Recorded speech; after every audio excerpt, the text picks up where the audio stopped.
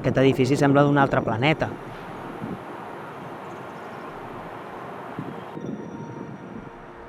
No és el primer de molts, no n'hem fet més amb aquesta estètica. Però, en canvi, crec que és perfectament coherent amb edificis anteriors o amb edificis posteriors que tots ells aposten per generar també una experiència de l'usuari vinculada a la presència de l'edifici. Vinculat a l'experiència, que vol dir una mica tot. En com utilitzes l'edifici, en què notes quan estàs a l'edifici, si estàs bé, si normalment si fa calor, si fa fred, si estàs amb confort, què perceps a nivell espaial, com és la llum, quines proporcions, quins materials. Crec que tot això, en aquest edifici, és una mica el vincle més amb el quotidià.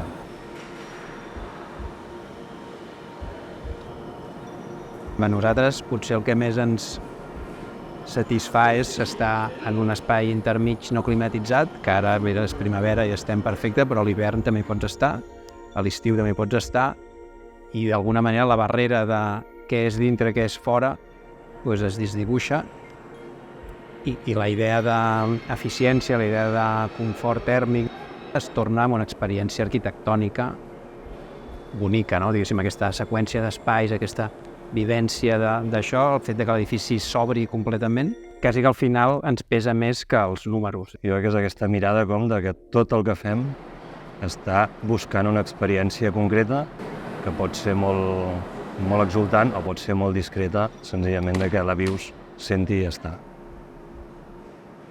Es produeix aquesta espècie de doble velocitat. Llarga vida útil, vida més curta, no? L'edifici, diguéssim, que per una banda és molt flexible i per altra banda és antiflexible en certes decisions. O sigui, la façana és supercanviant, no? Perquè va canviant, o la coberta va canviant segons la radiació solar, o sigui, diguéssim, va tenint ajustos constants i bàsicament és tancat a l'hivern, obert a l'estiu. I aquesta experiència té a veure amb entendre, amb captar, amb experimentar el comportament de l'edifici, tant des de dintre com des de fora. Per nosaltres, el que lliga la nostra obra en tant que obra conscient i obra d'autor és la idea de fer expressiu i explícit el comportament de l'edifici. I aquest comportament es basa en una condició material i tecnològica que és la de l'hivernacle. Després, el comportament mutable d'un hivernacle, aquí som conscients de que l'estètica, o almenys la dimensió estratègica de l'estètica, va vinculada al comportament i va vinculada a l'estètica dels hivernacles. Però això és evident que nosaltres no som els primers, és evident. Nosaltres la Caton Basal eren un referent. Ens situem a quasi 14 anys enrere, quan ho vam dissenyar, com el primer concurs que es feia a Catalunya on la sostenibilitat havia de tenir un pes, no? L'edifici realment està preparat per fer moltes coses que en aquell moment eren bastant innovadores, ara ja s'han anat normalitzant. Penseu que hi ha més de 1.500 elements sensibles que donen informació a un ente intel·ligent programat que nosaltres vam dissenyar també de com s'havia de comportar. Però aquí hi ha algo más, no? Perquè, ostres, aquesta composició, com heu posat la fusta, pues sí que hi ha algo más. És evident que no és només una expressió estratègica i consecutiva, no? Deductiva d'una sèrie de decisions.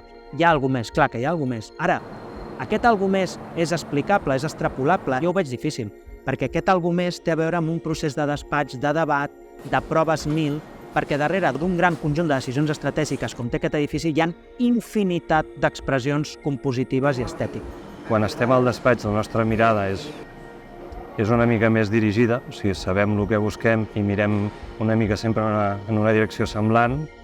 Quan estàs en una escola, la mirada s'obre molt més. Pels punts de vista i les aproximacions dels diferents alumnes o dels altres professors no és tan coincident com la que tenim nosaltres al despatx. En aquest sentit, és possible o segur que hi ha aquesta obertura de mires, que després tornes al despatx i potser et resitues a lo que vas. Tenim un procés, un mètode de treball en el qual totes aquestes, no totes, però el màxim número de possibilitats expressives es posen sobre la taula i es decideix quina ens sembla més bonica, o ens sembla que l'experiència de l'usuari serà més plaent, més completa, expressarà millor aquest comportament, perquè hi ha moltes maneres de fer-ho. A l'escola crec que no tens aquesta línia, sinó que has de t'obres una mica més a tot i és possible que hagi passat que algun cop aquesta obertura t'hagi, diríem, obert camins fora de la zona no de confort, sinó la zona o la línia de treball del despatx. Que no, segur que hi ha aquest intercanvi, segur.